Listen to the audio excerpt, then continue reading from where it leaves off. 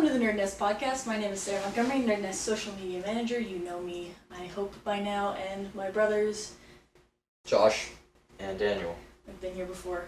So they're here. I think you guys were here not last week since it was Rain's first podcast, but the week before. But we're back. We're going to talk about movies. Movies, adaptations into books, I believe, specifically. Yeah, because we were in the kitchen of our house talking about how movies are like kind of not original anymore. Yeah. Not that they're not good, because I think we are. Oh yeah, totally. But the like, first ones that say like we the like going only, to the movies. like I think was it last year, the only high top grossing movie that was an original idea was Interstellar. Yeah. Everything else was Wasn't that based off a book or something? I think it was. Was it? I don't know. There's like there's a couple. Okay. Gravity was based off a book. Right. Yeah, then Interstellar was the original. Right. Right. I always get those two. So Two space movies. Yeah. Okay. But it's like everything nowadays is like comic book related. It's based off of a book, like Hunger Games or they're Divergent. rebooting a popular series like Like Star Wars or Jurassic Park or Terminator. Yeah. Oh, So right. it's like and we like obviously one of the main drivings for this is people, and it's not just the movie industry. The movie industry assumes like people know these comic book characters, they know the Star Wars people, and they've read this really popular book. So if we make a movie out of it, people will go to see the movie and will make money. Yeah. But that's not their fault because they're completely correct in that assumption. It works. No, I mean, yeah, it makes sense. Also, half of their job is done for them. They don't have to come up with any characters. The characters are already made. I'd say even more than half because they already have characters and a Yeah. rough outline of plot, but they also have a fan base. Yeah, and they So have to. they don't even need to market it too hard Yeah. or like convince people that this is a cool story because people already know. They need to have writers It's gonna that be can cool. adapt a book into a movie script. But by now, it seems like that's part of the It's almost just like the book skill is requirement. a rough script. I mean, which it works is out a rough really well. script, but you have to translate it to like movie notes and actual dialogue. And they change things, they change plots a little bit, so it's not just a reiteration, because obviously a book does not equal a movie. Like, it's not just a visual version of the book. And because Yeah. of you course, can't do we're that. not bagging on movies that were Yeah, that I mean, are totally. adapted. I mean, our favorite because- movies now are comic book movies. Because Or I book always, movies. I actually do enjoy seeing what other people's take Interpretation of it. on my favorite story arcs Yeah. or book arcs. That's really what they are. Yeah. But at the same time, I would also really like to see some just Creativity and some Yeah. rejuvenation of like Anything? I always thought it'd be cool to like live in the days of like when new movies were coming out, like Star Wars. You're just like, what is this? And then such a huge franchise comes out of it. Right. I mean, I get we're living in the age of the Avengers franchise or the DC franchise or whatever you want to call Yeah. it, but But those aren't original. These they're like not massive original. I can universes. go find the comic books that they're based off of, read them now, and they're still like 30-year-old comic What I books. will say about that though is I'm really happy that I'm alive and at this age right now. Oh, because totally. the fact that like we've seen this evolution of like the creation of the Marvel Cinematic Universe, like I don't know if I've ever heard that term that way before, where it's like it's not just like a trilogy or a saga or anything like that. It's a universe where you have all of these tie-in movies and all these like introductions of characters and these origin stories and these epic battle sequences and these huge storylines. And then the DC universe is just right around the corner, like starting up next year. It's like really kicking off. I'm excited to be there to experience that, so that like They're children also, and grandchildren they're can also be like, how kind of was it? starting the Star Wars universe too, because they made the Star Wars movies, then they added more to it later on. Now they're making movies about it, Yeah. so I mean, you know, hopefully that's any good. If they, It's gonna be hard for it to fail. I mean, it's gonna do amazing. it's gonna do well because it has the name Star Wars on it. I mean, I'm not saying it's not. It's gonna do well, but I'm gonna say it has to be a good movie. There's no way. yeah, you Like, can't make if this something there's bad. gonna be a series on Star Wars, you're not gonna trust some indie director or just someone that doesn't have a nice track record. I get that, So, but like, Star they're Wars gonna have episode great 1, actors. 2, and 3 have been made. Yeah. Uh-oh. So they Okay, and people got want to me see there. that. But you were saying when Jurassic World came out and we went to see that awesome movie, it was great. Mhm. The actors were great and it looked really cool and it was really intense and it made you feel the nostalgia of Jurassic Park, but also it's just dinosaurs fighting, and you're like, that's awesome. But you said it broke box office records, right? Like it was opening weekend, everyone was like, it's doing so well. It's like it's hitting #1 on all these things. It's on the foreign charts. And Dale, what you said was it's just kind of, they said it was just crazy because it was like #1 box office, just biggest movie ever, and it's gonna proudly hold that title for 6 months until Star Wars comes out. Good job, guys. Yeah, because we all know it's gonna happen. The pull of nostalgia is so strong. You can't blame them for doing it. And it affects us too, because I'll pretty much go see anything. Star Wars is gonna make so much money because it hits just so many different audiences. It hits, I grew up with Star Wars. It hits with, oh my god, I am such a big nerd. I love Star Wars. And then it hits just like the generic public of, I could go for an action movie. And like, that's a space thing. Yeah. And like, sci-fi a friend of ours was talking about, I don't even think I'm excited for Star Wars. And for all of us, we were never really, obviously we enjoy the Star Wars movies, but we were never like die-hard Star Wars fans. But even when this movie comes out, we're gonna see the movie. I'm gonna see it's that Star movie. Wars. It's I'm gonna see that movie on opening day. I kind of think of it the same way as I thought of Ant-Man. Like, I'm more excited for Star Wars, I'd say, because Harrison Ford is in it, and I really like Harrison Ford. But when I heard Ant-Man is coming out, I'm like, I don't think Ant-Man's gonna be bad. I think it'll be funnier. I think I'll like it, but I'm not like super excited about it. I'm gonna see it on opening weekend, but who knows? Maybe it could be like Guardians of the Galaxy, because I'm pretty certain I went into it the same way with Guardians of the Galaxy. I was like, when I first heard about it, I was like, don't know anything really about it. It's Marvel. It should be good. I distinctly remember it was during the summer, and I was on a trip. I was down in Puerto Rico, and they had a Guardians of the Galaxy poster there in the movie theater. I think we were there to see that Scarlett Johansson movie with the brain, like she gets smarter and her brain increases. I almost said her. Humans only use 10%. Well. Yeah, it's like the humans. Not a smartphone. I know exactly only what use you're 10% talking of the about. brain. Lucy, that's Lucy, it. that's So we went to see Lucy. It was alright. We went out and there was a Guardians of the Galaxy poster, and I got talking with like the people I was there with. I was like, I am just so not excited about Guardians of the Galaxy because I see the trailer and I'm like, it's a raccoon and a gun and there's this tree that talks and a green chick and some other, like Chris Pratt, who at the time I didn't really know anything about. I was like, and this like human guy with a mask. This blue dude with the red tattoos. It looked weird. Because even big comic fans went in that movie not knowing what it's about. But they still have that. It's Marvel. And but again, it still follows that same after trend. the opening weekend of Guardians of the Galaxy, everyone's just like, the sales for Guardians of the Galaxy comics went up. Yeah, I think because we used to go to Book Nook all the time.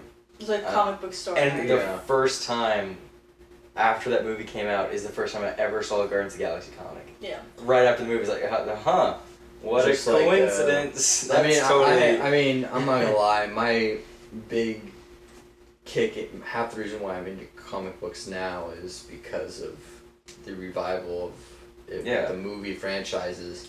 I mean, it's always been there. I enjoyed Batman the Animated Series, Batman Beyond, but it's the movies that are really getting you back into it. Yeah. Right. Because before it was a cartoon, it was what have you, but now it's lifelike. It makes you feel like it actually exists. It's a whole other level. And it's really, there's something about watching, I don't know, because I feel like now is a really good time for movie adaptations for comic books, at least, because they're getting the formula right.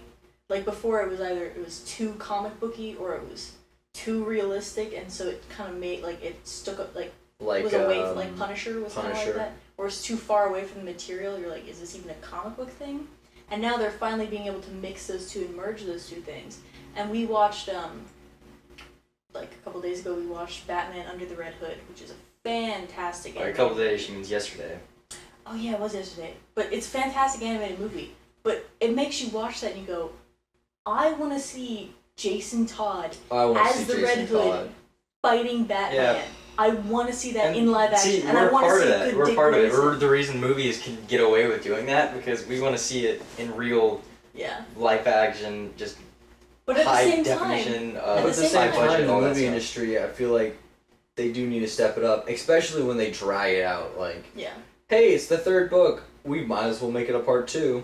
I feel like it started with Harry Potter with the Deathly Hallows Part 1 and 2. Is that the first?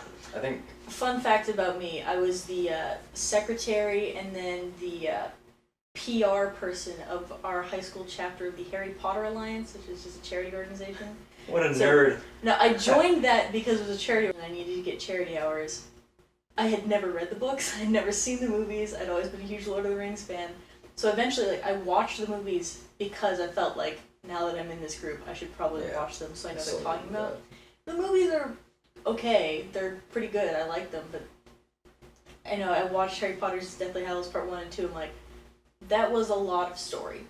But there were also times where I'm like, okay, this is kind of dragging on. Like, why are they doing that? And with Breaking Dawn, the Twilight series, the third movie that they made, or the third book that they made into 2 movies, the first half of that, like, part 1, was nothing happening. It was like, this could have all been summed up in the first 30 minutes of one movie if you just compressed it. I don't know why. Do you think we're ever going to get to a point in movies where they start remaking stuff? So, like, they remake the Harry Potter movies? Because, I mean, video games do that because, you know, eventually it gets dated. Yeah. Harry Potter, the HD collection. Like that's going to happen, right? I mean, if they... Because people will get excited. Like, Master Chief Collection... They re-released the original Star Wars like 3 different times. Yeah, but it's remastered, but it's not remade.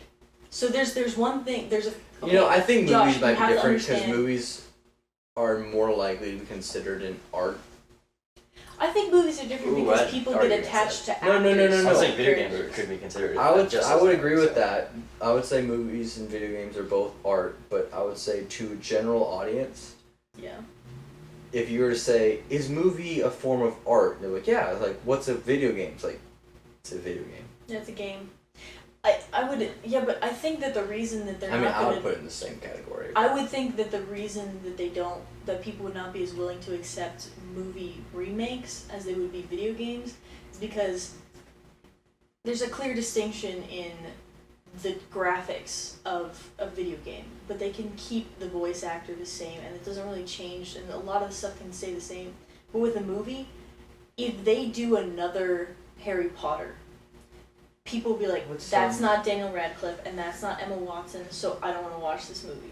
And that would be like... What's something that they recently... Well, think about, Sarah, I'm not saying it's going to be in 2 years where we see a new Harry Potter movie, but to the point of maybe... Like Spider-Man?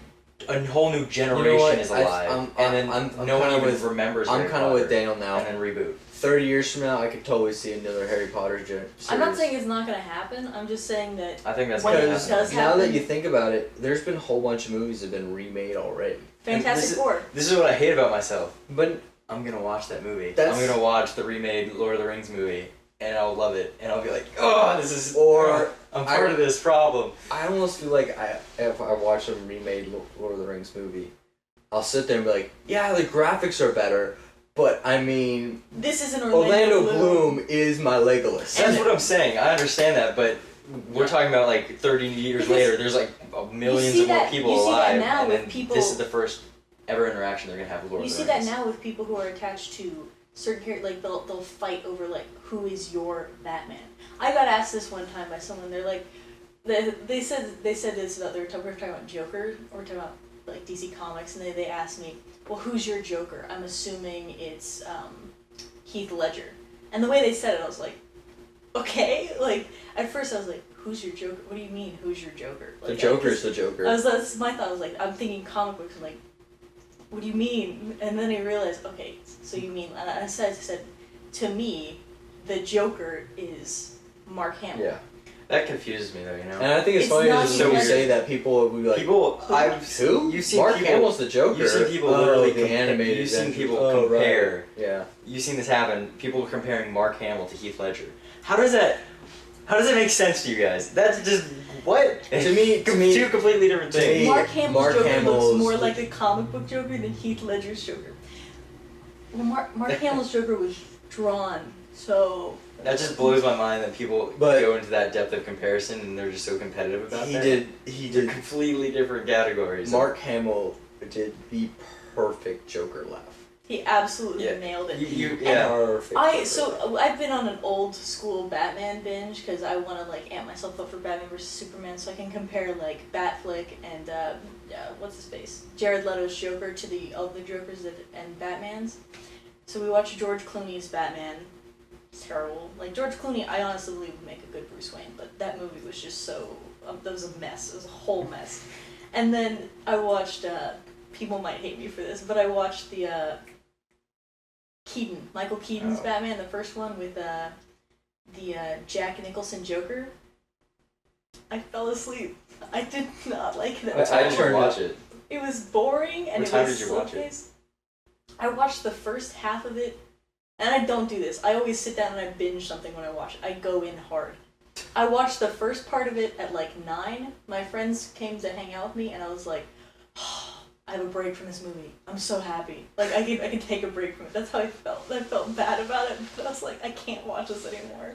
I think I told you I started playing it and I turned it off about 10 minutes in because I was just like, I think I'm not in the mood for this right now. Okay, I'm gonna kind of like go put us back on the track because I want to have a separate podcast where we'll talk about the Batmans and the Jokers and compare them over the actors. But, yeah, I totally agree with you. Anyways.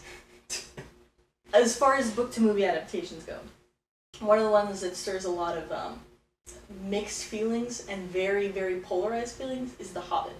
Now, we've been Lord of the Rings fans since we were kids. So we went, and I feel like it's really this was important. like the first, like, adult book we would read. Yeah, and the first, like, real... adult storyline we experienced. Do you guys think it's crazy that because so many people do this trend thing of, hey, Lord of the Rings is cool, and then we're like, oh yeah, it's awesome, and then we're only Lord of the Rings, and people already move on to Star Wars, and we're like, but Lord of the Rings, guys, it's so awesome. Some more. Yeah. And then eventually people will move away from comic books, and we'll still be like, guys, it's so great over here. What are you doing, guys, friends? But there was a girl in my English class. She was I don't know the context of this comment, but all I heard her saying was like, don't worry about it. The animated Hobbit from the 90s was way better than those 3 crappy movies. I saw the animated Hobbit from the 90s in class one year. They were literal talking trees for the Wood Elves. It was just, it was just so wrong. Because I was sitting there, I was watching this, I'm like, the Wood Elves aren't trees. The Wood Elves are like mythical creatures. Yeah. They've got gorgeous skin. They're sleek. They describe them that way in the books too. And then it's just like people. They don't look like trees. They look like. I'm sorry. Did you read the book? Did you mix up Ents and trees? I'm but, sorry. But like, understand, I didn't engage her because she's like 3 chairs behind me. But I'm sitting there thinking like, there are actual legitimate criticisms that you can make about the Hobbit movies. I would say one of the things you cannot criticize is the acting. Most of the actors in there, there are probably some that I'm forgetting that were just not very good, but Benedict Cumberbatch as a dragon, whoever had that idea, brilliant. No one is better suited to voice a dragon than Benedict Cumberbatch.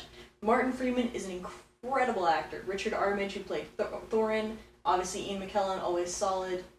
The new guy that played Legolas is a bit weird. Anyways, so the acting was solid, but you can make the argument that I think it should have been one movie, or you could have made the argument that they added too much from the Silmarillion, or they took you off track too often. Or I didn't like the love story between the elf and the dwarf. That's just weird. That is weird. I genuinely liked Tauriel as a character. Yeah. But there was no reason for there to be a love story there. Like, I can understand them wanting to add a strong female character, or even just add some more elves into the mix to keep Legolas being relevant in there. But why did they need to do it that way? Yeah. I don't understand it. They could just have. And what I hated the most was that because of that love story, 4 of the dwarves were left behind in Lake Town while the other ones went to climb the mountain. I was like, no, this is them rediscovering their homeland. This is part where this is a movie that people complain, oh, it's a book, it's even worse than a part 2, or where they split the last book up into 3. They split the last book that they had made into 3 parts instead of just 2. The Hobbit is more than just The Hobbit. It's The Hobbit, The Silmarillion, and the 9 volumes of Middle-earth. Yeah, and that's like, J.R.R. Tolkien's like, hey, I wrote this little book. And he's like, I want to write more. And so he picked out The Ring and made that into a trio. Yeah. And he's like, I'm just going to write a textbook on this fake universe. Also, I may have invented 7 languages for it. And then I was like, I'm gonna write a prequel to it as well. He's a phenomenal writer, and that's an awesome universe. But I think the point was there's always something that's missing that you feel especially like the way you especially if it's the book. that's your favorite, like that's your favorite thing. And you'll always Lord of the Rings is like the bar. Yeah. For me, it's like everything has to be like is judged at some point up against Lord of the Rings. But Lord of the Rings is not The Hobbit. The Hobbit was made knowing, like, they were like, this is going to be a blockbuster, and we know it's going to be a blockbuster, so we're going to pack it with stars, epic battle sequences, CGI. They knew that. The Lord of the Rings was a thing that the studio were like, yeah, we'll do this, but you're going to have to do it in one movie. And they fought to make it 3. All of the actors, all the directors, and all the cast and the crew that worked in that movie, it was a labor of love. They're like, I love these books, and I want to make it into 3 awesome, accurate movies. And they did an amazing job. Oh, they did a really good job. Let's go home. Except for the Frodo and Sam scenes.